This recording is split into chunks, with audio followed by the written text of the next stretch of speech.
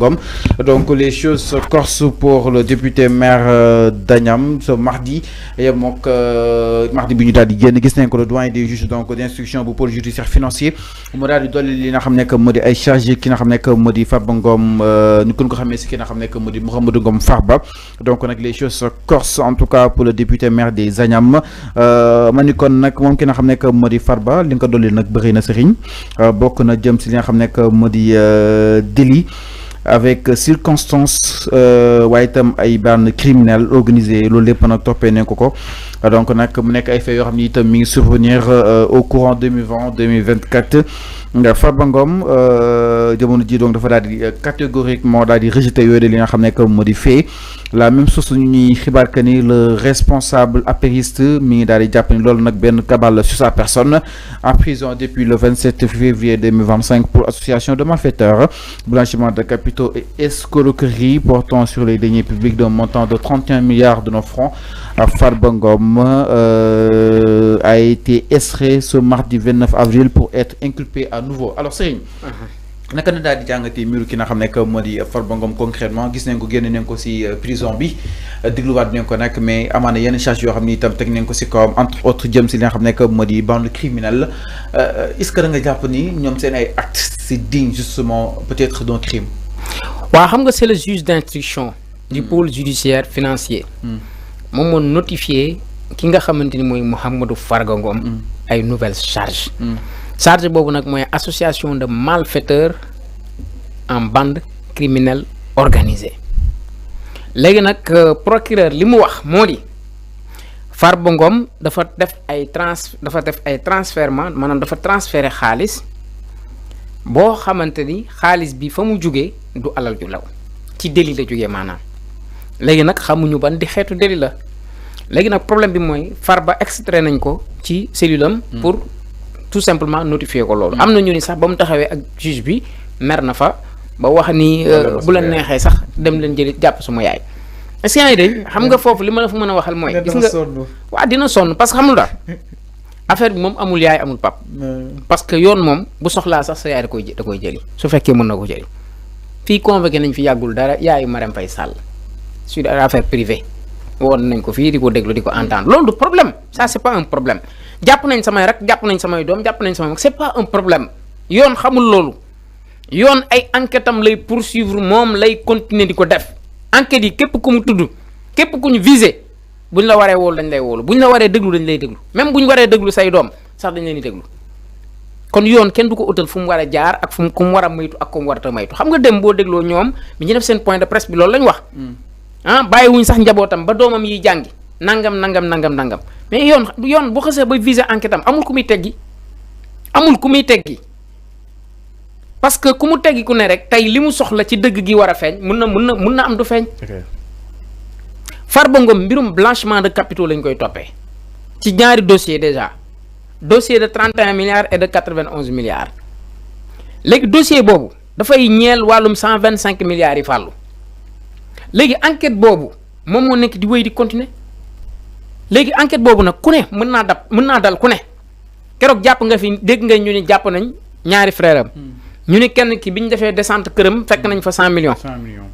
am na sax ñu ni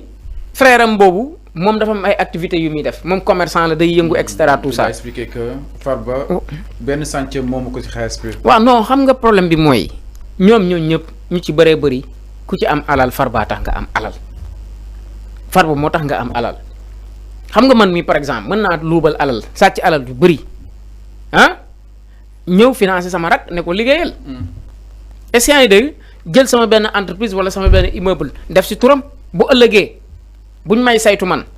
bu ñu gisee moom immeuble bu boo xamante ni sama rak mu laaj def turam mais bu ñu demee enquête ko bu nee moo ko moom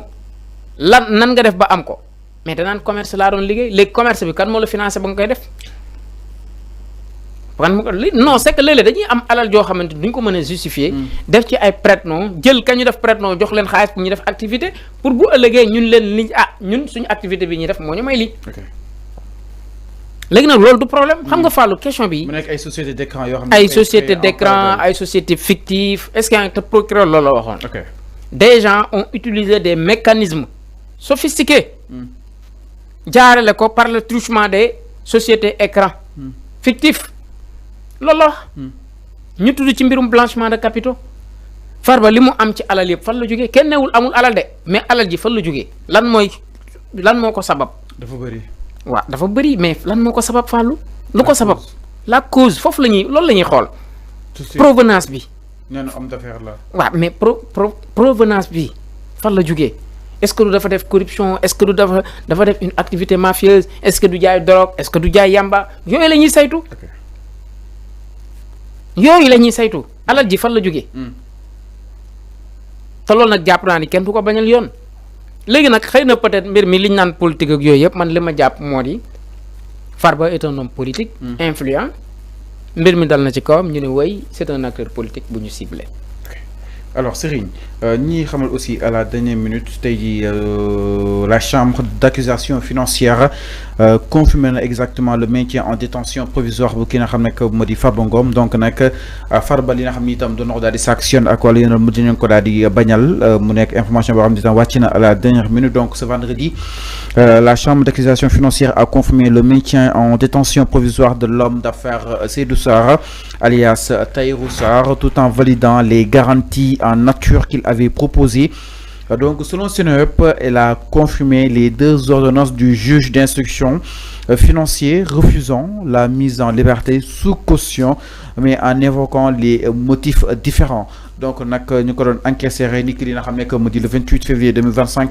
dans le cadre du rapport bi nga xam ni itam moom la CENTIF daal di def sur des transactions suspectes boo xam ni itam yeggoon na si 125 milliards suñuy koppar donc ki nga xam ne que moo di Seydou Sarr mu daal di jàkkaarloog exactement ak li nga xam ne que moo di accusation yi nga xam ni itam ñel na si comme di association de malfaiteurs, escroquerie sur les deniers publics et le blanchiment de capitaux yegg si woon si 91 milliards suñuy koppar. Alors donc Serigne naka daal di jàngatee si décision bi nga xam ni itam la chambre d'accusation yëkki na ko jëm daal di bañal liberté provisoire ki nga xam ne que moo di justement Tahirou Sarr. waaw c'est parce que tout simplement amuñu les éléments suffisants xam nga enquête bi jeexul. Fallou liiru moom motif si de. yaa ngi motivé xamante ni tout en validant les garanties en nature qu'il avait proposé.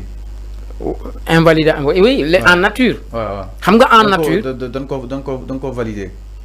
caution lim présenté woon waaye ba tey mu am li nga xam ne moo di liberté. waaw mais xam nga liiruma motif yi. ok mais njortu naa ni ci motif yi. njortu naa dama njort. am na risque de collision frauduleuse. xam nga moo di lan. ñu ngi ci enquête bi. mbirum blanchiment de capitaux la ñuy wax. amaana tey ñi ñu tey bàyyi leen mën nañ ne dajeeg ci biti ñoo xamante ni yoon dafa leen soxla te tegagu leen loxo. est-ce que comprendre mbiru Farba bi da koy wane parce que de plus en plus. ñu ngi gis léegi nag loolu li mën a gàllankoor ci enquête bi dafa bëri xam nga mooy lan. bu fekkee par exemple Fallou mii dafa impliqué wu ci processus bi. Farba génn kaso dajeeg Fallou mais mën na nax sa liggéey yoon. parce que yoon li muy liggéey pour am des éléments de preuve suffisants par rapport à ça tey sa génn est-ce que mënul tax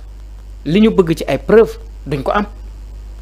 parce que tey bu génnee ne Fallou nangam ak nangam Fallou élément de preuve yenn yi mu am mën na ko naxasal. wala nangam ak nangam. léeg-léeg looloo tax léeg-léeg mun nga teg garantie yu bare te duñ la may liberté provisoire parce que collusion frauduleuse boobu la ñuy bañ nga daje koo xamante ni enquête bi ñu ngi enquête te mu leer na ni tey mbir mii am na si ñoo xam ne ñu impliqué wu te ñu ngi ci biti te yoon mu ngi leen di wër te tegagu leen lox. boo xoolee le cas de Lat Diop bi ñu non Samuel Sarr mais loolu lañ évoqué woon risque de collusion frauduleuse kon nga njort ni am na ñeneen ñoo xam enquête bi da leen visé ñu ngi si biti. ñu ngi leen di wër te tegaguñ leen lox